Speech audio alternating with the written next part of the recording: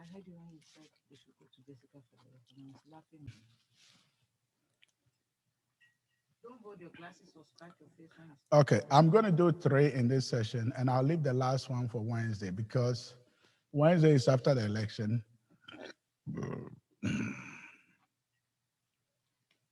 And I wanted to gauge the outcome of the election to do it. So, No problem.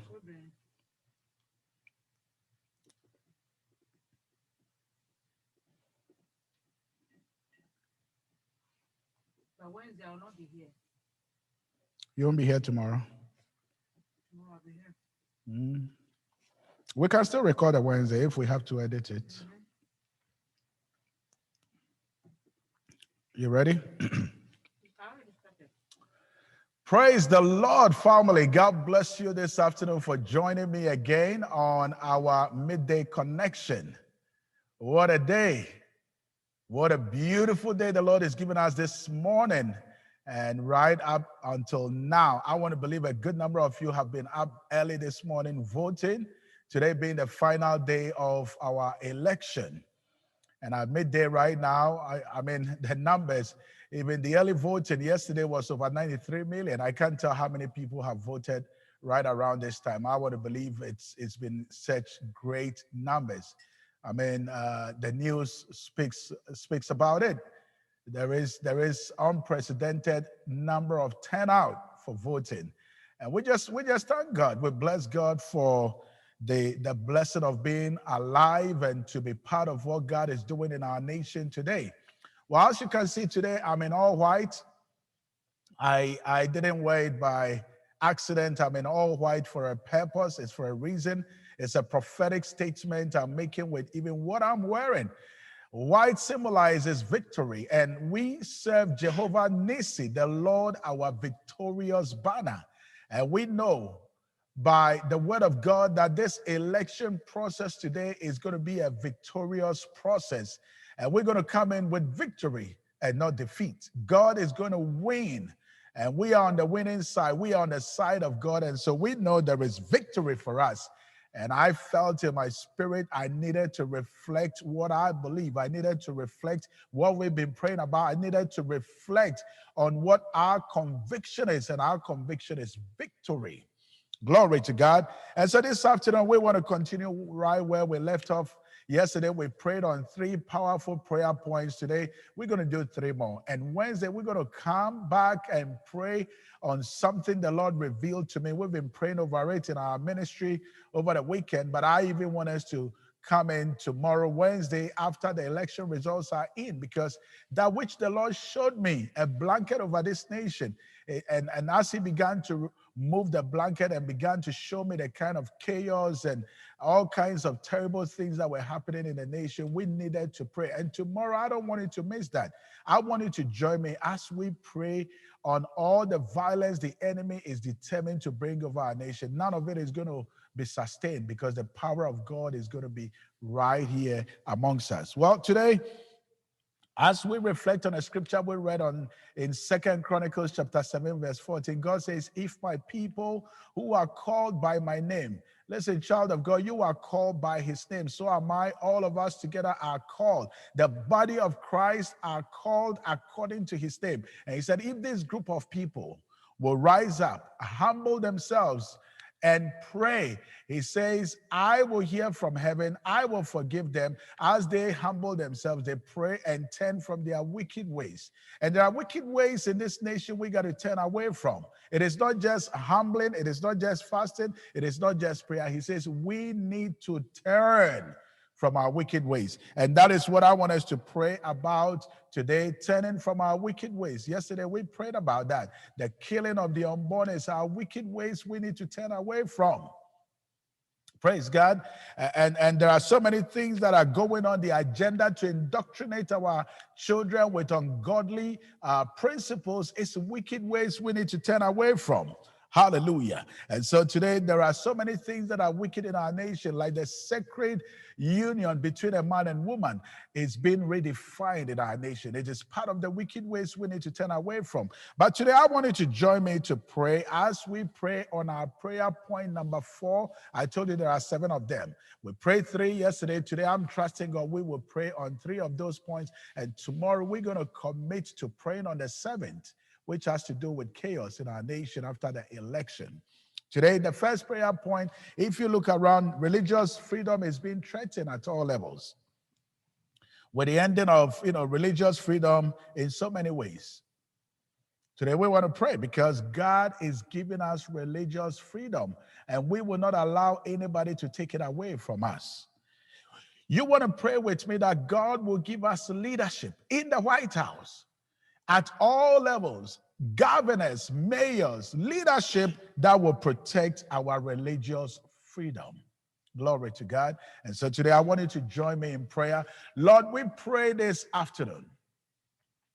Lord, as we join our faith together, our religious freedom is being threatened. Our religious freedom, as it were, is being taken away from us.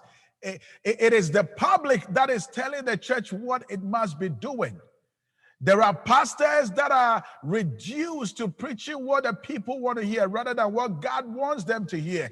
Our freedom as a people are being taken away from us. But Lord, as we pray this afternoon, may you empower the leadership you are putting into office that will protect the religious freedom of this nation.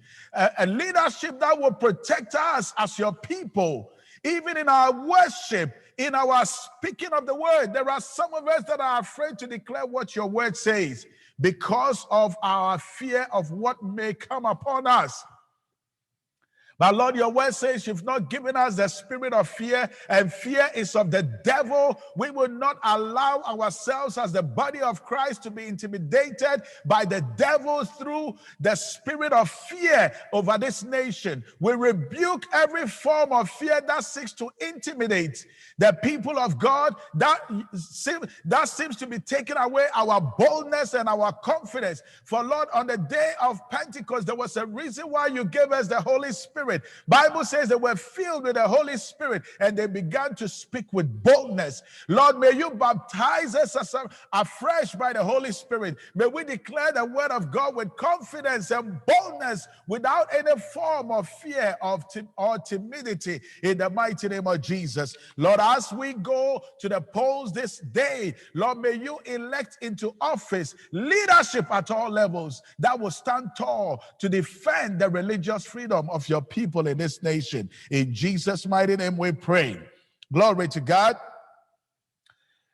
Child of God, we're still praying. Our prayer point number 5, if you look around, our nation today have leaders at all levels who are full of lies. Full of lies. We read a scripture, God talks about the 7 things he hates. The first thing he talks about he hates is pride. But even more so, next on that, he says a lying tongue.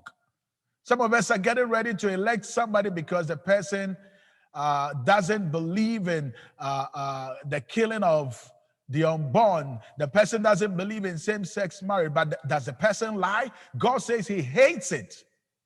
And there are lies in leadership. We want to pray this afternoon that God will give us leadership that uphold the truth. There is only one truth. Today, lies has been embraced in our nation so much to the degree that it is no longer even called lies. It is called alternative truth. There is only one truth, child of God. There is only one truth by which all other statements must be judged with, and it is the truth of God's word. Today, you listen to Joe Biden, lies. You listen to Donald Trump, lies. That is why you don't listen to them to make your vote. You listen to God to cast your vote because both of them are flawed. But we want to pray this afternoon that God will give us leadership from the White House to the local assembly. Leadership that will speak the truth of God's word, and will not lie to the people of God in the name of Jesus. Bible says anybody that lies is a son of the devil, because he has always been a liar. He deceived the woman in the Garden of Eden by lying to her. And the devil would always seek to lie. And so that is not a place of God for us as his people. We want to pray that God will give us truthful leadership. Leaders that speak the truth in the mighty name of Jesus. Lord, we pray this afternoon that as leaders are elected into office today, you will give us leaders that will speak the truth and not lie to us all day. From the White House to the local assembly, Lord, give us leadership that will speak the truth. Even in the pulpit, leaders that will speak the truth and not sugarcoat it and not make it in a way that massages the emotions of the people, but will speak the truth of God's word even as it is. Lord, fill every leadership position with men and women that will declare the truth of your word. In Jesus' mighty name we pray. We have one more prayer point this afternoon, and that is, if you look around today, you could tell, if you're a man of the spirit, a man of the word, you could tell that our nation is under judgment. Please understand, anytime God will judge a nation, the first thing he does is to strike the land. And I can tell you through the authority of God's word that our nation has been under judgment from 9/11. And up until now, we are still under judgment. The only thing that changes the judgment of God is when we truly repent. And listen to me, God has declared it loud and clear that the coming season must be a season of repentance, a season of returning. God is calling the entire nation, the entire body of Christ to return unto him. That is what stops the judgment of God when we return unto him. And so this afternoon, you want to pray with me that wherever we have turned away from God, we shall return even deep in our heart. Wherever we have turned against God, for which the judgment of God is upon us. From 9/11, all the atrocities that were meted on this nation, it was the judgment of God. And the coronavirus is no different. It is the judgment of God. When his written word has not been good for you, when his spoken word through his teachers, his prophet, his pastors, we've not yielded to it, he now begins to seek other means of getting our attention. He begins to shake things. He begins to release judgment upon the land. And today you want to pray with me and say, mercy. Lord, grant unto us mercy as we repent and turn unto you. Bible says mercy triumph over judgment, and that is our prayer this afternoon. Lord, we pray, asking for your forgiveness. Lord, wherever we missed it, wherever we turn away from you, may you forgive us and grant us mercy upon this land, even as we return unto you. In the mighty name of Jesus, Lord, forgive us our sins upon this land. And Lord, as we return unto you, may you restore our land. May you grant unto us mercy. May we find favor from you. For Lord, you said, as your people who are called by your name humble themselves, pray and repent from their wicked ways. Lord, you promised us. You said you will heal our land. Lord, may you heal our land this afternoon as we pray. In Jesus' mighty name we pray with thanksgiving. Amen and amen. God bless you, family. Keep praying. Today is a day that we must pray as the election is in progress. And not only that, very soon, later on tonight, we're going to be hearing some of the results. But I can tell you there are so many things the enemy is planning. But Bible says many are the plans in the heart of a man, but it is the counsel of the Lord that shall stand. The Lord showed me a heavy black blanket over this nation. And tomorrow, I want you to join me as we pray over that. Because when the Lord began to move that heavy black blanket, I began to see chaos. I began to see fire. I began to see gun violence. I began to see killings. I began to see shootings. I began to see fire being set upon businesses and homes. And I began to see people breaking into homes. But listen, God has not given us the spirit